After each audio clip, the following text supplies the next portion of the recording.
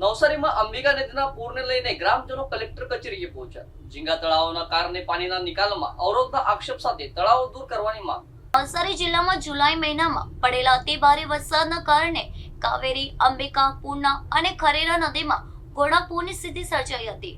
ખાસ કરીને અંબિકા નદીમાં છેલ્લા 60 વર્ષમાં જોવા ન મળ્યું હોય તેવું તોફાની પૂર આવ્યું હતું અને નદીની સપાટી 28 ફૂટની ભયજનક સપાટી વટાવી 43 ફૂટથી ઉપર પહોંચી હતી, જેના કારણે કાંઠાના અનેક ગામોમાં 10 ફૂટથી વધુ પૂરના પાણી ઘૂસી ગયા હતા અને ગ્રામજનોને ભારે નુકસાન વેઠવવું પડ્યું હતું।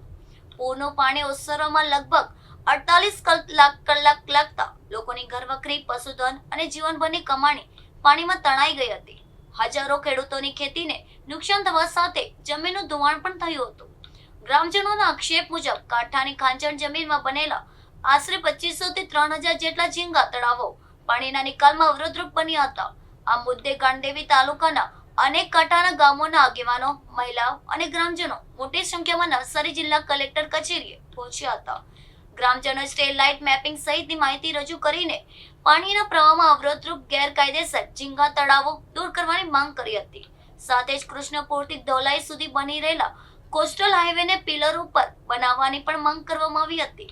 જિલ્લા કલેક્ટર મનીષ ગરવાણીએ સર્વે કરાવી ગેરકાયદેસર ઝીંગા તળાવ સામે કાર્યવાહી કરવાનો વિશ્વાસ આપ્યો હતો। કલેક્ટરે જણાવ્યું હતું કે હાલમાં 146 ગેરકાયદેસર ઝીંગા તળાવોને નોટિસ આપવામાં આવી છે અને વરસાદી પાણીના નિકાલમાં અવરોધરૂપ તળાવો દૂર કરવામાં આવશે। હું કલમઠા કાંઠા વિસ્તારમાંથી તૃપ્તિ પટેલ અને અમારી માંગે પૂરી કરવા માટે અમે આજે કલેક્ટર સાહેબને આવેદનપત્ર માટે આપવા માટે આવ્યા છીએ, કારણ કે અમારા ઘરો બીજા માળ સુધી ડૂબ્યા છે અને અમે છોકરાઓ સાથે ખૂબ જ અમારા ઘરનો પૂરેપૂરો વિનાશ પામ્યો છે અને અમારા ઝીંગા તળાવ દૂર ના કરવામાં આવે તો આવતા વર્ષે એનાથી ભયાનક સ્થિતિ સર્જાય તેવું છે। એટલા માટે અમે આ ઝીંગા તળાવો, બધા ઝીંગા તળાવોને દૂર કરવો અને કોસ્ટલ હાઈવે પિલ્લર પર બનાવવાની અમે માંગ સાથે આજે કલેક્ટર સાહેબશ્રીને આવેદનપત્ર આપવા માટે આવ્યા છીએ। मैं देवघर गामથી આવું છું। અહીંયા હજારોની સંખ્યામાં લોકો આવ્યા છે, કેમ કે લોકોને પરિસ્થિતિ આ રેલના પાણીમાં એટલી ખરાબ પરિસ્થિતિ થઈ ગઈ છે કે લોકોને ઘર વખરી બધી સાફ થઈ ગઈ છે। આ ઝીંગાના તળાવના લીધે અમારા ગામનું પાણી નીકળતું નથી। લોકો આજે મજબૂર એટલાથી કે ખાવાનું કોઈ પાસે બચેલું નહીં, કોઈ પાસે કપડાં બી નહીં બચ્યા। આજે સામાજિક સંસ્થાઓ આગળ આવી લોકોને વાહન, કપડાં, પાણી એવું તેવું આપવામાં આવ્યું તે લોકો થોડા ઘણા પગભર થયા છે થોડાક। ગામની એટલી પરિસ્થિતિ કે ગામમાં 22 લોકોને મૃત્યુ થયા છે ને આ 150 ઝીંગા તળાવોને જોવાના કે તમે 5 લાખ પ્રજાને જોવાના। આ 150 ઝીંગા તળાવના જે માલિક છે તેને તાત્કાલિક ધોરણે તળાવ દૂર કરવા જોઈએ, કેમ કે ગામની પરિસ્થિતિ તો જ સુધરશે।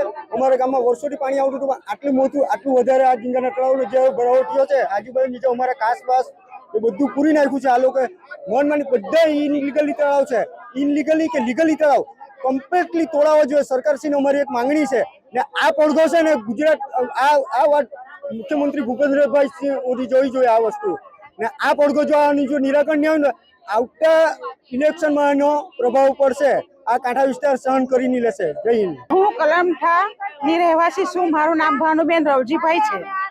જ્યારે અમારા કલમઠામાં એટલું બધું પાણી થાય કે વિચારવાનો બી કોઈને ટાઈમ નહીં મળે ને છતાં અમારું એટલું નુકસાન થાય છે ને નુકસાન થવાનું કારણ એ છે કે ઝીંગા તળાવ, જો ઝીંગા તળાવ નાબૂદ થાય તો અમારું ગામ બચી શકે છે, અમારા કાંઠા વિસ્તાર બચી શકે છે।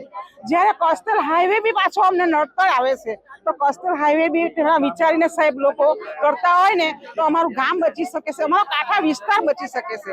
ધારો કે પાણી આવું જો અમારું આવતું હોય તો અમારો જીવવાનો તો કોઈ અધિકાર જ નથી। ધારો કે અમારા છોકરાઓના મમ્મી પપ્પા ધારો કે આજીવી ગયા છે, અમારા છોકરાઓનું શું?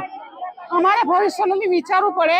તો સાહેબ અમારી વિનંતી સ્વીકારતા હોય અને ઝીંગા તળાવનો જો વિનાશ કરતા હોય તો અમારે જીવન સારું બને, નહીં તો બસ અમને ડૂબતા જ રાખવું હોય તો તે તરીકે અમને નિર્ણય આપજો કે અમારો નિર્ણય સારો આવે અને સારું આપે। એ જ અમે તો આશા રાખીએ છીએ કે ઝીંગા તળાવને નાબૂદ જોઈતા નથી। અમારે ધારો કે 5.5 ફૂટની, જ્યારે અમારા ઘરમાં, મારા ઘરની મેં વાત કરું તો 6.5 ફૂટ અમારી જે અભરાઈ ઠોકેલી ને તે બી તો અભરાઈ પણ એટલો સામાન મૂકેલો ને તે બી ધારો કે પાણી વધતે ને તો અમારે તો ખાવાની કોઈ પરિસ્થિતિ જ ના રહેતી। જ્યારે ઘરમાં સામાન તો બધાનો તટો છે, કારણ કે થોડુંક જ પાણી થવાનું છે, એવી રીતના કોઈએ સગવડ કરી જ નથી। તો સાહેબ બધાને ડૂબતા રાખ્યા છે અમને કે એટલું પાણી અમારું પાણી નથી નીકળતું. ધારો કે 9 વાગ્યાનું પાણી, સવારના 9 વાગ્યાનું પાણી ચાલે તે રાતના સવારે 9 વાગ્યા સુધી પાણી અમારા ઘરમાં રહ્યું. તો એટલું વિચારી લો કરો કે અમે દુઃખી કેટલા થયા હશે. એટલે ઝીંગા તળાવ તો જ્યાં સુધી નાબૂદ નહીં થાય ત્યાં સુધી અમારું કંઈ જ નથી થવાનું ને અમારું ગામ ડૂબવાનું જ છે.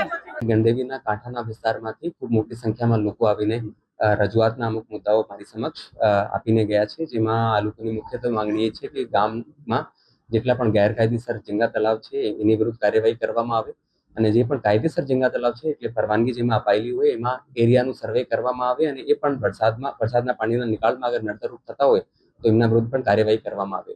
કોસ્ટલ હાઈવે વિરુદ્ધ અને અન્ય ઇન્ફ્રાસ્ટ્રક્ચર પ્રોજેક્ટ પણ જે કરવામાં આવે છે એમાં યોગ્ય લેવલ મેન્ટેન થાય, આ પ્રકારની રજૂઆતો અમને મળી છે.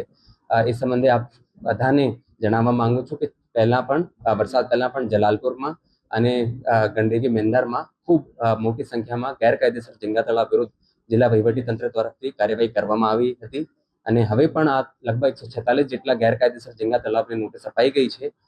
જેમ પણ એક્સેસિબલ સિચ્યુએશન ત્યાં થશે અને પાણી ઉતરશે અને મશીનરી ત્યાં અંદર મૂવ કરી શકશે, આ તમામ ગેરકાયદેસર ઝીંગા તળાવો અમે દૂર કરવા માટે કટિબદ્ધ છીએ.